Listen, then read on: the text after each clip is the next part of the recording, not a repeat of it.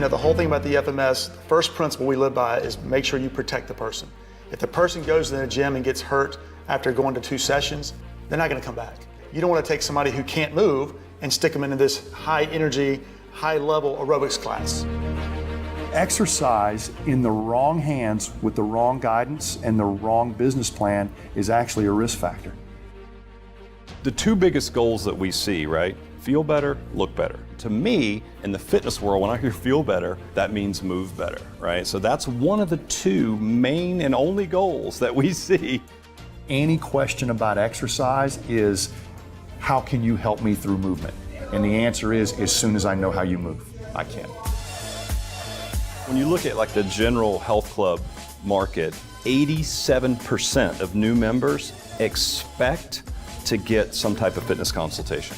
They don't want one. It's an expectation for 87% of members that join a club. What's this screen all about? You know what it is? It's a scientifically based 10-minute obstacle course, and the obstacle that gives you the greatest difficulty tells me where we're going to solve your fitness problem. When I do a movement screen, I'm only looking for one thing. I don't care whether you're an NFL Pro Bowler or you're the 50-year-old who's been intimidated by fitness until they saw the smiling faces coming out of here and they decided to give this place a chance. Doesn't matter. I'm looking for one thing in your screen. It's a starting point. It's a measurable baseline that I can hopefully change as long as I got your attention so that I can buy enough of attention to change something else.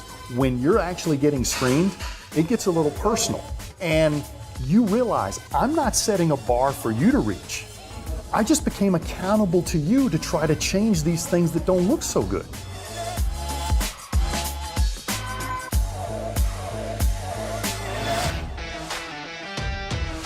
When we run the FMS, we have 2 things to solve. One, who is this client physically, right? And then where do we point them? And really in our terms, it's based on their price point.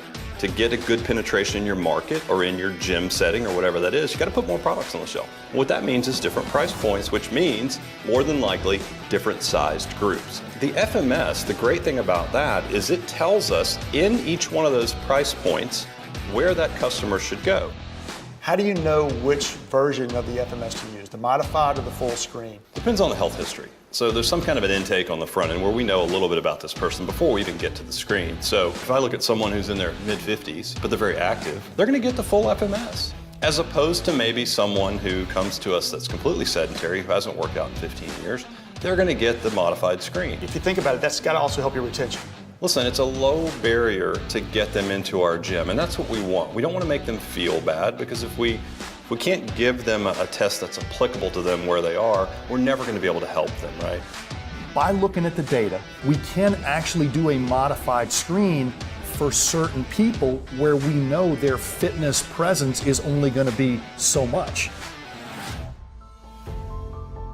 If you're not running some kind of a movement measurement or an assessment of any kind, how can you solve 50% of the goals that walk into the gym? You can't. They're somewhat disinterested until the screen catches them in something. And believe it or not, if we don't make too big a deal over that, we revisit that something with their first corrective opportunity, they're all of a sudden engaged. You know, no matter how you work in your corrective work, meet them where they are, give them a little bit of what they want, and bury, for lack of better terms, some corrective strategies into maybe some supersetting or something like that. That's why they invented cheese, because it helps you eat broccoli, right? You put cheese on the broccoli, so you can't take credit for anything that changes here if you didn't measure it first. That's the screen. It's an engineered obstacle course that I will sift you and your movements through, because we can't work on everything today, but if we work on that weakest link, everything in the chain can be measured as stronger tomorrow.